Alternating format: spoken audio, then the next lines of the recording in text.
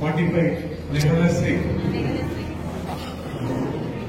అందరికీ నమస్కారము. నా పేరు చిమ్మని నిహలశ్రీ. నేను 5వ తరగతి చదువుతున్నాను. నేను ఇప్పుడు భగవతి శ్లోకాలు చెప్పబోతున్నాను. ఓం శ్రీకృష్ణ పరమాత్మనే నమః. శ్రీమద్ భగవద్గీత అథ పంచమోऽధ్యాయః కర్మ సన్యాస యోగః. 2వ శ్లోకం.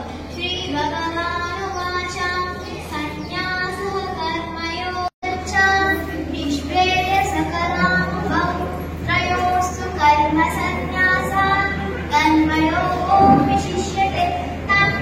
శ్రీకృష్ణ భగవానుడు రెండు పలికాడు, సన్యాసము కర్మయోగము అని రెండును మోక్షము కలగజేయను. అయితే ఈ రెండింటిలోనూ కర్మత్యాగం కంటే కర్మయోగమే శ్రేష్టమైనది. మళ్ళీ పదముగానే చెప్పాను.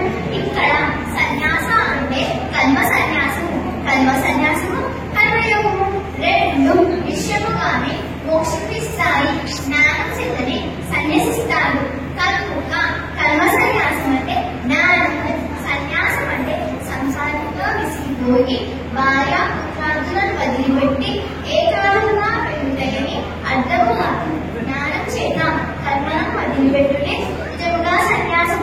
ఈ రెండింటిలో కర్మలను అవలంబించడమే గొప్పది. ఈ అధ్యాయం పేరు కర్మ సన్యాస యోగము. కానీ మొదటిలోనే కర్మ సన్యాసము కన్నా కర్మ గొప్పదని అంటున్నాడు. 5వ శ్లోకం.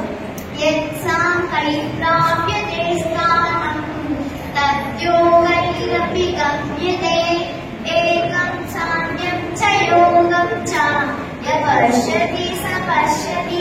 తాత్పర్యం. జ్ఞానయోగచే ఏ స్థానం పొందబడుచున్నదో అది కర్మయోగం చేతను పొందబడుచున్నది. జ్ఞానయోగమును కర్మయోగమును ఒకటిగా చూచువాడే నిజంగా చూచువాడు. సాంఖ్యులైన వారు ఏ మోక్ష స్థానం పొందుతున్నారో దానినే కర్మయోగం కూడా పొందుతున్నారు. ఇలా రెండు మార్గములు ఒకే ఫలం ఇస్తాయని ఎవరు తెలుసుకుంటారు వారే సత్యమును చూస్తున్నారు. నీవు ఇంతకు ముందు వేసిన ప్రశ్న అజ్ఞానం చేత వేసినది. నీకు ఇంకా తరతమా వెలుగుతూ ఉండటం వలన ఏది గొప్పదని అడిగాను. కనుక నీవు మోక్షుడము కావు. ముందు ఈ రెండు ఒకే ఫలం ఇస్తాయని తెలుసుకో. ఏకం సాంఖ్యం చ యోగం చ యపశ్యతి స పశ్యతి. ఇది చాలా ముఖ్యమైన వాక్యము. 6వ శ్లోకం. సన్యాసస్తు మహాబాహో దుఃఖమాప్తుమయోగతః యోగయుక్తో ముని బ్రహ్మ నచిరేనాది గచ్చతి. తాత్పర్యం. గొప్ప వాహుల కదా ఓ అర్జున, కర్మయోగం అవలంబించగా సన్యాసము పొందటము దుఃఖ ప్రాప్తికరమైనది.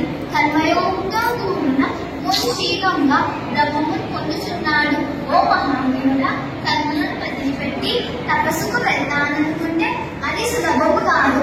దానికి ధర్మాధర్మ విచక్షణ కావాలి. అహర్నిశలు అగ్నిపరీక్ష వస్తువు ఉంటుంది.